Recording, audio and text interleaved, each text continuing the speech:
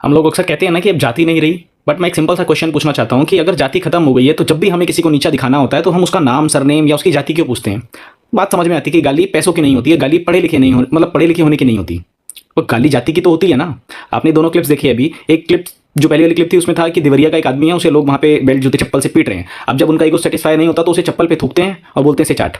भाई गुस्सा तो नहीं था ना, गुस्सा होता तो एक दो थप्पड़ में निकल जाता।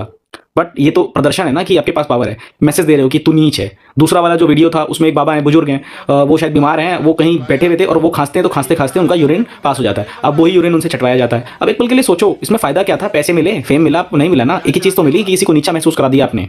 ये वीडियो ना थोड़ा लॉन्ग होने वाला है, तो प्लीज़ आप रुको। अगर आपको नहीं मतलब इस चीज़ में इंटरेस्ट है तो ठीक है, आप स्किप कर दो, स्क्रॉल कर दो, बट ये आगे आने वाले टाइम में ना बहुत सीरियस इशू हो जाएगा।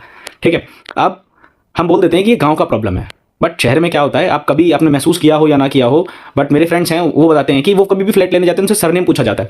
शादी का रिश्ता हो तो कुंडली पहले देखी जाती है। इवन वहाँ तो मतलब कास्टिज्म बहुत ज़्यादा उच्च लेवल पे है। ऑफिस में जाओ तो बोलते हैं कि कास्ट नहीं देखते, बट वो हम सब जानते हैं डीप डाउन होता है कहीं ना कहीं। नेटवर्क सर्कल रिकमेंडेशन देनी है, कहीं सब कुछ साफ साफ दिखता है। सच ये भी है कि जाति हमने कभी खुद से खत्म भी नहीं करी है, हमने बस उसे थोड़ा ना पोलाइट और इनविजिबल बना दिया है। अब एक बात सीधी सुनो, अगर आप किसी भी जाति से आते हो, कोई भी, और अपने आसपास ऐसा होते हुए देख रहे हो कि कोई जाति कास्टिज्म पे मतलब कास्टिज्म कर रहा है, ठीक है, ऐसा देख रहे हो और महसूस कर रहे हो कि ये ऐसा करेगा, तो भाई आप उसी समय आवाज़ उठाओ। इसलिए नहीं क्योंकि आप एक एक्टिविस्ट हो, इसलिए क्योंकि आप इंसान हो। सिस्टम पर मत छोड़ो कुछ, क्योंकि सिस्टम को तभी नींद आती है जब सोसाइटी चुप होती है। और एक सच और, ये नेता हो गए, लीडर्स हो गए, ये इन्फ्लुएंसर्स हो गए, इनको ना कभी आप मतलब इनके इन्फ्लुएंस में तो बिल्कुल ही मत आओ। ये कभी आपको उठते हुए देखना चाहिए नहीं सकते किसी भी पार्टी का हो, क्योंकि जिस दिन आप जाति से ऊपर उठ के सोचने लगे ना, इनका धंधा बंद हो जाएगा, पुराना फॉर्मूला इनका फेल हो जाएगा। इसलिए किसी लीडर, किसी पार्टी, किसी भी झंडे के पीछे मत भागो भाई। आज तुम्हारे हाथ में मोबाइल है, तुम देख सकते हो, डेटा है तुम्हारे पास, वेरीफाई करो ना, फिर कैसे कोई तुम्हें इन्फ्लुएंस कर सकता है?